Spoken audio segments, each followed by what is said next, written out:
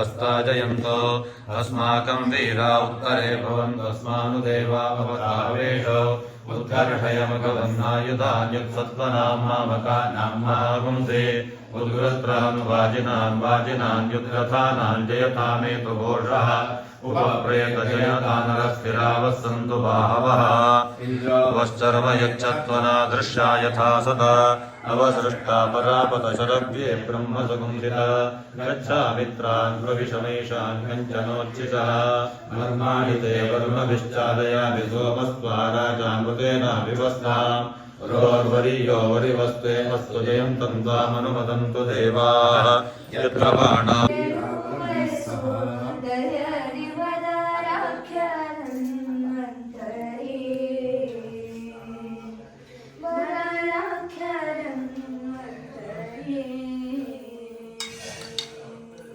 ओजस्सुभितमुग्रवीरम् इन्द्रस्तोमेन पञ्चदशेन मुद्यमिदं वातेन सकरेण रक्षा गो ब्रह्मा ब्रह्मणोद्यवारः प्राणेश्वरः कृत्तिवासाः पिनाकी ईशानो देवस्तनायुर्दधातु तस्मै जोहामि द्विषाग्रते.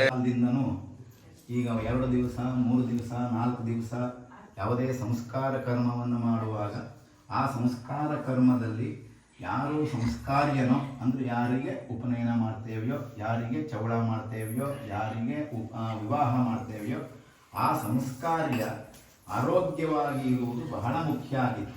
ಹಾಗೆ ಆರೋಗ್ಯವನ್ನು ಅಪೇಕ್ಷಿಸಿದ ನಮ್ಮ ಹಿರಿಯರು ಈ ಸಂಸ್ಕಾರ ಕರ್ಮದ 4 ದಿವಸವೋ 6 ದಿವಸವೋ 10 ದಿವಸವೋ ಕರ್ಮಗಳಿರ್ತಿತ್ತು. ಅಲ್ಲಿ ಅವರೆಲ್ಲರ ಆರೋಗ್ಯಕ್ಕಾಗಿ ಒಂದು ಉದಕ ಶಾಂತಿ ಹೇಳುವ ಒಂದು ಪ್ರಕ್ರಿಯೆಯನ್ನು ತಂದರು. ಆಚಾರ್ಯ ಬೌಧಾಯನರು ಯಾವುದೇ ರೀತಿಯ ಜ್ವರಬಾಧೆ, ಯಾವುದೇ ರೀತಿಯ ಭೂತಬಾಧೆ, ಆಮೇಲೆ ಯಾವುದೇ ರೀತಿಯಾದಂತಹ ಮಾನಸಿಕ ವ್ಯಥೆಗಳಿಗೆ ಉದಕ ಶಾಂತಿ ರಾಮಬಾಣ ಅಂತ ಕರೆದಿದ್ದಾರೆ. ಹಾಗಾಗಿ ಸರ್ವಶಾಂತಿಗಳಲ್ಲೂ ಶ್ರೇಷ್ಠವಾದ ಉದಕ ಶಾಂತಿ ಎನ್ನುವ ಕರ್ಮವನ್ನು ಈ ಒಂದು ಸಂಸ್ಕಾರ ಕಾರ್ಯಗಳಲ್ಲಿ ನಾಂದಿ ಇಟ್ಟ ದಿನ ಪ್ರದೋಷದಲ್ಲೋ ಸಾಯಂಕಾಲವೋ ರಾತ್ರಿಯೋ ಮಾಡಿ ಅಂತಂದರು. ಅದಕ್ಕೆ ಬೋಧಾಯನ ಆಚಾರ್ಯರು ಈಗ ನಮಗಿಂತ ಮುಂಚೆ 600-700 ವರ್ಷ ಹಿಂದೆ ಆಗಿ ಹೋದಂತಹ ನಮ್ಮ ಆಚಾರ್ಯರು ಬೋಧಾಯನರು ಅದಕ್ಕಾಗಿ ಒಂದಷ್ಟು ಮಂತ್ರ ಸಂಹಿತೆಗಳನ್ನು ಕೊಟ್ಟರು. ಇದರ ಒಟ್ಟು ಒಂದು ಮರ್ಮ ಏನು ಅಂತಂದರೆ ಉದಕ ಅಂತಂದ್ರೆ ನೀರು, ಶಾಂತಿ ಅಂದರೆ ಉಪಶಮನ, ನೀರಿನಿಂದ ಉಪಶಮನ. ಇದು ಈ ಇಂಜೆಕ್ಷನ್ನಲ್ಲಿ ನೀರು ಮಾತ್ರ ಇರೋದು, ಮತ್ತಿನ್ನೇನು ಇಲ್ಲ. ಹಾಗಾಗಿ ನೀರಿನಿಂದಲೇ ಉಪಶಮನಗೊಳ್ಳುವಂತಹ ಶಾಂತಿ ಏನಾದರೂ ಇದ್ದರೆ ಅದು ಉದಕ ಶಾಂತಿ. ಈ ನೀರಿನ ಬಗ್ಗೆ ನಮ್ಮ ಪೂರ್ವಜರು ಇಟ್ಟ ಹೆಸರುಗಳು, ಕೊಟ್ಟಂತಹ ನೀರಿನ ವಿಷಯದಲ್ಲಿ ಮಾಡಿದಂತಹ ಆವಿಷ್ಕಾರಗಳು ಇವತ್ತು ವಿಜ್ಞಾನವು ನಾಚುವ ರೀತಿಯಲ್ಲಿ ಉಂಟು. ಅದು ಹೇಗಪ್ಪ ಅಂತಂದರೆ ನೋಡಿ, ಒಂದು ನೀರು ಅನ್ನೋದಕ್ಕೆ 10, 20 ಸರಿಸುಮಾರು 100 ಹೆಸರುಗಳನ್ನು ಈಗ ಕುಂತಲ್ಲೇ ನಾವೆಲ್ಲರೂ ಹೇಳ್ತಾ ಹೋದ್ರೆ ನೀರಿನ ಮೇಲೆ ಹೇಳ್ಬೋದು. ಜೀವನ ಅಂದ್ರೆ ನೀರು, ಉದಕ ಅಂದ್ರೆ ನೀರು, ಆಪ ಅಂದ್ರೆ ನೀರು, ಸಲಿಲ ಅಂದ್ರೆ ನೀರು, ಜಲ ಅಂದ್ರೆ ನೀರು, ಎಷ್ಟು ರೀತಿ ಹೇಳ್ಬೋದು ನಾವು. ಇಷ್ಟೆಲ್ಲ ಹೆಸರುಗಳು ಬಂತು ಅಂದರೆ ಇರೋದು ಒಂದು ನೀರು, ಅದಕ್ಕೆ ಇಷ್ಟು ಹೆಸರು ಬೇಕೇ ಅಂದ್ರೆ ಬೇಕು. ಹೇಗೆ ಬೇಕು, ಅದು ಎಲ್ಲಿದೆ ಅನ್ನೋದ್ರ ಮೇಲೆ ಅದಕ್ಕೆ ಹೆಸರು. ಉದಾಹರಣೆಗೆ ಉದಕ, ಈಗ ನಾವೀಗ ಉದಕ ಶಾಂತಿ ಅನ್ನೋದು ಉದಕ. ಆ ಉದಕಕ್ಕೆ ನಿರ್ವಚನವನ್ನು ವೇದವೇ ಮಾಡ್ತು. ಏನು ಅಂದರೆ ಉದಾನಿಷುರ್ ಮಹೀರಿತಿ ತಸ್ಮಾದ್ ಉದಕ ಮುಚ್ಯತೆ. ಯಾವುದು ಭೂಮಿಯನ್ನು ಎತ್ತಿ ಹಿಡಿದಿದೆಯೋ ಅದಕ್ಕೆ ಉದಕ ಎಂದು ಹೆಸರು. ಅಂದರೆ ಉದಕ ಅಂದರೆ ಸಮುದ್ರದ ನೀರು ಅಂತಾಯ್ತು, ಎಲ್ಲವನ್ನೂ ಎತ್ತುವ ಶಕ್ತಿ. ಈಗ ಮಧ್ಯದಲ್ಲಿ ಒಂದಷ್ಟು ಚಿಂತನೆಯಲ್ಲಿ ಏರಿಳಿತಾ ಇತ್ತು. ಏನು, ನಿಮ್ಮ ವೇದದಲ್ಲಿ ಅದು ಏನೋ ಮೌಢ್ಯಗಳು ತುಂಬಿವೆ ಅಂತ ಎಷ್ಟೋ ಜನರು ಆಡ್ಲಿಕ್ಕೆ ಪ್ರಾರಂಭ ಮಾಡಿ. ಏಕೆ, ಅದರೊಳಗೆ ಕಲ್ಲುಗಳು ತೇಲ್ತವೆ, ಮಣ್ಣುಗಳು ತೇಲ್ತವೆ ಅಂತೆಲ್ಲ ಬರ್ಕೊಂಡಿದೆ ವೇದದಲ್ಲಿ. ವಿರಾವಣ ಪ್ಲವಂತೆ. ಅರೆ, ಕಲ್ಲು ಎಂದಾದರೂ ತೇಲ್ಲಿಕ್ಕೆ ಸಾಧ್ಯ ಉಂಟಾ? ರಾಮಾಯಣದಲ್ಲಿ ನಾವು ಕೇಳಿದ್ದೇವೆ. ಏನು, ರಾಮ ಅಂತ ಬರೆದು ಕಲ್ಲನ್ನು ಹಾಕಿದ್ರು, ಸಮುದ್ರಕ್ಕೆ ಹಾಕಿದ ಕಲ್ಲು ಸೇತುವೆಯಾಗಿ ತೇಲಿ ತೇಲಿ ನಿಂತ್ಕೊಂಡಿತು ಅಂತ ಗೊತ್ತಾಗಿದೆ. ಕಲ್ಲುಗಳು ಹೇಗೆ ತೇಲ್ತವೆ ಅಂತ ವಿಜ್ಞಾನ ಪ್ರಶ್ನೆ ಮಾಡಿದ್ರು. ಆಗ ವಿಜ್ಞಾನಿಗಳ ಪ್ರಶ್ನೆ ಮಾಡಿದ್ರು. ಆಗ ಮುಂದೆ ಅವರಿಗೆ ಗೊತ್ತಾಯಿತು ವೇದ ಆ ಕಾಲದಲ್ಲಿ ನಮ್ಮ ಮೌಢ್ಯವನ್ನು ಹೆಚ್ಚಿಸ್ಲಿಕ್ಕೆ ಹೇಳಲಿಲ್ಲ. ಕಲ್ಲುಗಳು ಒಂದೇ ಅಲ್ಲ, ಮನೆಗಳೂ ತೇಲ್ತಾ ಇವೆ. ಮನೆಗಳು ಮಾತ್ರವಲ್ಲ, ಮರಗಳೂ ತೇಲ್ತಾ ಇವೆ. ಕಲ್ಲು, ಮರ, ಗಿಡ ಎಲ್ಲವೂ ತೇಲ್ತಾ ಇದೆ. ಇಲ್ಲಿ ಎಲ್ಲವೂ ಕೂಡ ಆ ಉದಕ ಶಕ್ತಿಯ ಒಂದು ಆಧಾರದಲ್ಲಿದೆ. ಯಾಕೆ? ಈಗ 30 ಭಾಗವೋ 20 ಭಾಗವೋ ನೆಲ, 70 ಭಾಗ ನೀರಿದೆ ಅಂತ ಆದರೆ ಅವಾಗ ತೇಲೋದು ಯಾವುದಾಯಿತು? ಹಿಡಿದಿದ್ದು ಯಾವುದಾಯಿತು? ಎಲ್ಲವನ್ನು ಎತ್ತಿ ಹಿಡಿದಿದ್ದು ನೀರು. ಹಾಗಾಗಿ ಎಲ್ಲವನ್ನು ಎತ್ತುವ, ಉದ್ಧರಿಸುವ ಶಕ್ತಿಯುಳ್ಳ ನೀರನ್ನು ಉದಕ ಅಂತ ಕರೆದರು. ಅದೇ ಆಪ, ಎಲ್ಲವನ್ನು ಭರಣ ಮಾಡುವ ಶಕ್ತಿ ಯಾವುದಕ್ಕಿದೆಯೋ ಅದು ಆಪ ಆಯಿತು. ಆಮೇಲೆ ಸಲೀಲ, ಯಾವುದು ಜುಳು ಜುಳು ಅಂತ ಹರಿತದೆಯೋ ನೀರು ಅದು ಸಲೀಲ ಅಂತ ಆಯಿತು. ಆಮೇಲೆ ಜಲ, ಯಾವುದು ಹುಟ್ಟಿಗೆ ಕಾರಣವೋ, ಯಾವುದು ಲಯಕ್ಕೆ ಸಾವಿಗೂ ಕಾರಣವೋ ಅದು ಜಲ ಆಯಿತು. ಜ ಮತ್ತು ಲ ಇವೆರಡೂ ಹುಟ್ಟು ಸಾವುಗಳ ಒಟ್ಟರ್ಥದ ತತ್ವವನ್ನು ಜಲ ಅಂತ ಕರೆದರು. ಹೀಗೆ ಎಷ್ಟು ಜೀವನ ಅಂತ ಕರೆದರು. ಯಾವುದು ನಮ್ಮ ಬದುಕಿಗೆ ಬೇಕೇ ಬೇಕು, ಅದಿಲ್ಲದೆ ಹೋದ್ರೆ ನಮ್ಮ ಬದುಕೇ ಇಲ್ಲ. ಬಹುಶಃ ಈ ಜಗತ್ತಿನಲ್ಲಿ ಒಂದು ಜೀವದ ಸೃಷ್ಟಿಯಾಗಿದ್ದು ಜಲತತ್ವದಿಂದ. ಹಾಗಾಗಿ ಅದನ್ನು ಜೀವನ ಅಂತ ಇಷ್ಟೆಲ್ಲ ರೀತಿಯಲ್ಲಿ ನೀರನ್ನು ಕಂಡರು.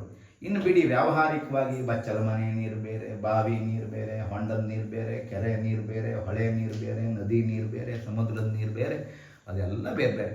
ಎಲ್ಲಿಯವರೆಗೆ ನಮ್ಮ ಪೂರ್ವಜರು ವಿಚಾರ ಮಾಡಿದ್ದಾರೆ ಅಂದರೆ ಗಂಡು ನದಿ ಬೇರೆ, ಹೆಣ್ಣು ನದಿ ಬೇರೆ.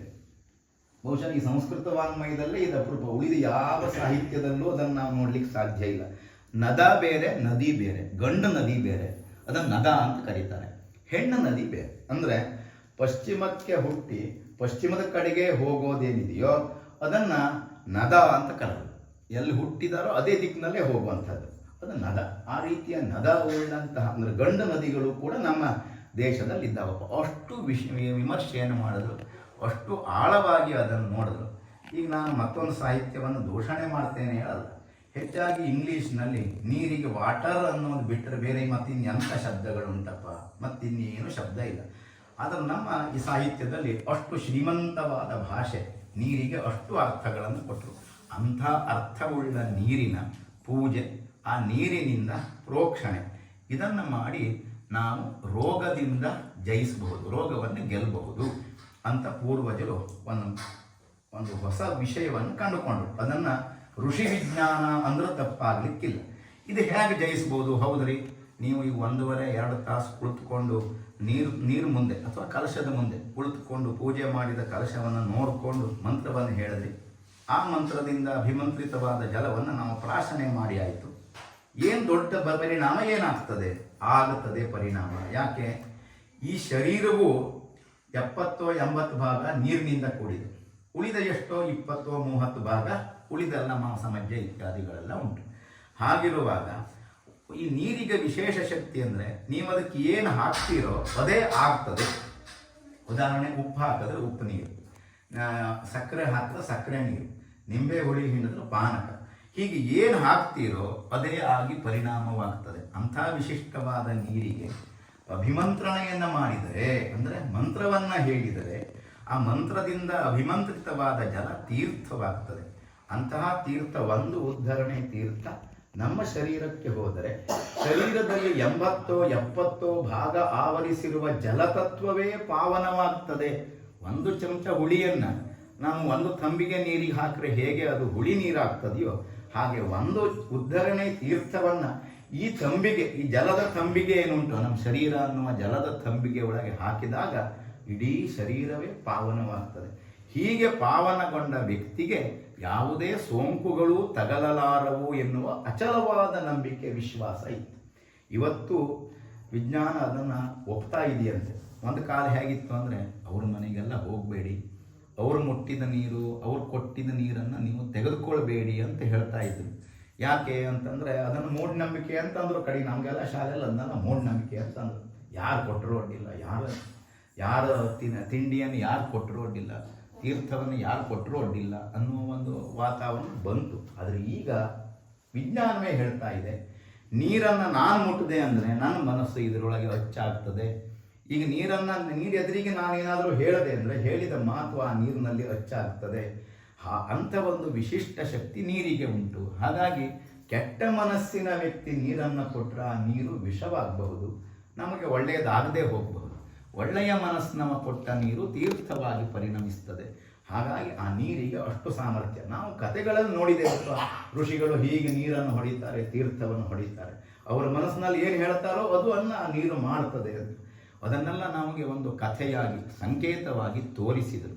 ಹೀಗೆ ಅಷ್ಟು ವಿಶಾಲವಾದ ಜಲತತ್ವವನ್ನು ಒಂದು ಕಲಶದಲ್ಲಿ ವರುಣ ಅಂತ ಆವಾಹನೆ ಮಾಡಿ, ಅವನಿಗೆ ವೇದ ಬ್ರಹ್ಮ ಅಂತ ಅವನಲ್ಲಿ ಗುರುತಿಸಿ, ಅವನಿಗೆ ಅರ್ಚನೆಗಳನ್ನು ಮಾಡಿ, ವೇದ ಮಂತ್ರಗಳ ಮುಖ್ಯ ಭಾಗಗಳನ್ನು, ವೇದದ ಆದಿಭಾಗಗಳ ಮಂತ್ರಗಳು, ಆಮೇಲೆ ಇಂದ್ರನ ಮಂತ್ರ, ರುದ್ರನ ಮಂತ್ರ, ವರುಣನ ಮಂತ್ರ, ಸರ್ಪನ ಮಂತ್ರ, ನಕ್ಷತ್ರ ಮಂತ್ರಗಳು, ಆಮೇಲೆ ನಕ್ಷತ್ರ ಸ್ವಾಹಾಕಾರಗಳು, ಜಲತತ್ವವನ್ನು ಪ್ರತಿನಿಧಿಸುವ ಎಲ್ಲ ಮಂತ್ರಗಳನ್ನು ಈ ಉದಕ ಶಾಂತಿ ಎನ್ನುವ ಒಂದು ಪಾಠದ ಒಳಗೆ, ಒಂದು ಪುಸ್ತಕದ ಒಳಗೆ ತಂದರು. ಈ ಉದಕ ಶಾಂತಿ ವೇದದಲ್ಲಿ ಸಮಗ್ರವಾಗಿ ಒಂದಾದ್ಕೊಳ್ಳೆ ಒಂದು ಹೇಳಿದ ಮಂತ್ರಗಳಲ್ಲ, ಬೇರೆ ಬೇರೆ ಅನುವಾಕಗಳಲ್ಲಿ, ಬೇರೆ ಬೇರೆ ಪ್ರಶ್ನೆಗಳಲ್ಲಿ ಹೇಳಿದ ಮಂತ್ರಗಳನ್ನು ಆಚಾರ್ಯ ಬೋಧಾಯನರು ಹೆಕ್ಕಿ ತಂದರು. ಇದಿಷ್ಟನ್ನು ಒಟ್ಟಾಗಿ ನೀವು ಹೇಳಿದಾಗ ಒಂದು ತಂಬಿಗೆ ಜಲ ತೀರ್ಥವಾಗಿ ಪರಿಣಮಿಸ್ತದೆ ಅಂತಂದರು. ಅಂತಹ ಜಲವನ್ನು ತೀರ್ಥಗೊಳಿಸುವ ಶಾಂತಿ ಇದ್ದರೆ ಅದು ಉದಕ ಶಾಂತಿ. ಅಂತಹ ತೀರ್ಥದಿಂದ ನಾವು ಪಾವನವಾಗುವಂಥದ್ದಿದ್ದರೆ ಅದು ಉದಕ ಶಾಂತಿ. ಹೀಗೆ ಒಂದು ಉದ್ಧರಣೆ ತೀರ್ಥದಿಂದ ನಮ್ಮ ಮನಸ್ಸು ಬುದ್ಧಿಗಳು ಶಾಂತವಾಗಿ ಮುಂದೆ ನಡೆಯುವ 4 ದಿವಸದ್ದೋ 6 ದಿವಸದ್ದೋ ಕರ್ಮಾಂಗಗಳೇನಿವೆಯೋ ಸಂಸ್ಕಾರ ಕರ್ಮಗಳು, ಈ ಕರ್ಮಗಳು ಸುರುಳೀತಾಗಿ ಆಗಲಿ. ಯಾವುದೇ ಭೂತಬಾಧೆಗಳು ಬಾರದೆ ಹೋಗಲಿ, ಯಾವುದೇ ರೀತಿಯಾದಂತಹ ರೋಗ ಬಾಧೆಗಳು ಬರದೇ ಹೋಗಲಿ, ಅಲ್ಲದೆ ವ್ಯಕ್ತಿ ಅತ್ಯಂತ ಶಾಂತವಾಗಿ ಇದ್ದು ಸಂಸ್ಕಾರವನ್ನು ಪಡೆಯುವಂತೆ ಆಗಲಿ. ಹೆಚ್ಚಾಗಿ ಮಧ್ಯಕಾಲದ ಪ್ರಭಾವದಿಂದ ನಮಗೆ ನೇತಿವಾದವೇ ಹೆಚ್ಚು ರೂಢಿಯಾಗಿದೆ. ನೇತಿ ಅಂದರೆ ಅದು ಮಾಡಬೇಡಿ, ಇದು ಮುಟ್ಟಬೇಡಿ, ಅದು ಮಡಿ, ಇದು ಮೈಲಿಗೆ. ಈ ನೇತಿವಾದವೇ ಹೆಚ್ಚಾಗಿ ಮಾಡೋದು ಯಾವುದು ಅನ್ನೋದೇ ಮರೆತು ಹೋಗಿ ನಮ್ಮ ಸಂಸ್ಕಾರಗಳು ಇವತ್ತು ಅರ್ಥ ಕಳೆದುಕೊಳ್ತಾ ಇವೆ. ಹಾಗಾಗಿ ಆದಷ್ಟು ನಾವು ಪಾಸಿಟಿವ್ ಆಗಿ ಸಂಸ್ಕಾರದ ಮುಖ್ಯ ಉದ್ದೇಶ ಏನು ಅನ್ನೋದನ್ನು ಎತ್ತಿ ಹೇಳಬೇಕಾದ ಅನಿವಾರ್ಯತೆ ಇರೋದ್ರಿಂದ ನಾ ಇವತ್ತು ಅದಕ್ಕಾಗಲೇ ಕೇಳಿದೆ, ಉಪನಯನ ಆಯಿತು ಅಂತ ಹೇಗೆ ಹೇಳೋದು, ಉಪನಯನ ಆಯಿತು ಅಂತ ಹೇಗೆ ಗುರುತಿಸೋದು? ಬೇಕಾದಷ್ಟು ಉಂಟು. ನಮ್ಮಲ್ಲಿ ಉಪನಯನ ಅನ್ನೋ ಕ್ರಿಯೆಗೆ ಮುಹೂರ್ತವನ್ನು ಹೇಳಿದ್ರು. ಆ ಉಪನಯನ ಯಾವುದು ಅಂದರೆ ಶಾಲೆಗೆ ಹೋಗುವಾಗ ಕಣ್ಣಲ್ಲಿ ಕಣ್ಣಿಟ್ಟು ಮಗನು ತಂದೆಯು ನೋಡಿಕೊಳ್ಳುವುದು. ನೋಡೋದನ್ನು ಮುಹೂರ್ತ ಅಂತ ಯಾಕೆ ಕರೆದರು ಅಂದರೆ ಅವತ್ತಿನಿಂದ ಅವನ ಐ ಕಾಂಟ್ಯಾಕ್ಟ್ ಅನ್ನೋದು ಪ್ರಾರಂಭ ಆಯಿತು ಅಂತ ನಾನು ವಿಚಾರ ಮಾಡಿದೆ. ಹೀಗೆ ಯೋಗಶಾಸ್ತ್ರಗಳು, ಹೊಸ ವಿಜ್ಞಾನಗಳು ಏನನ್ನು ಹೇಳ್ತಾ ಇವೆಯೋ ಅದನ್ನೇ ನಮ್ಮ ಪೂರ್ವಜರು ಹೇಳಿದ್ರು. ಹಾಗಾಗಿ ಯಾವುದೇ ಮಾತನ್ನು ಐ ಕಾಂಟ್ಯಾಕ್ಟ್ ಇಲ್ಲದೆ ಮಾಡಬೇಡಿ ಅನ್ನೋದು. ಉಪನಯನ ಆಯಿತು ಅಂದರೆ ಏನು ಹೇಗೆ ಗೊತ್ತಾಗಬೇಕು?